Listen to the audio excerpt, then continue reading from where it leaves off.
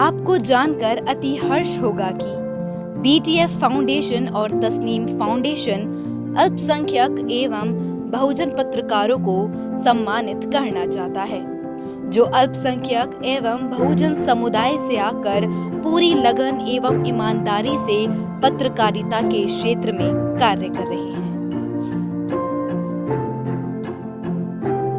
Tasneem foundation पिछले लंबे समय से अल्पसंख्यक समुदाय के लिए शिक्षा, स्वास्थ्य, रोजगार के क्षेत्र में अग्रणी रूप से कार्य कर रही है।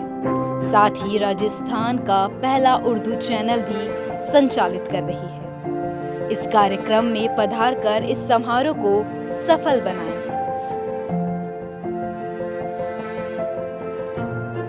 समय 5:30 बजे से, दिनांक 6 मई 2022, स्थान hotel Arco palace, Sindhi camp, Jaipur. Bhavdev team Tasneem foundation और BTF फाउंडेशन। रमाकांत गोस्वामी, संस्थापक तस्नीम फाउंडेशन। अमित लहरी, संस्थापक BTF फाउंडेशन। सैयद साहिब आलम, संयोजक तस्नीम फाउंडेशन और BTF फाउंडेशन।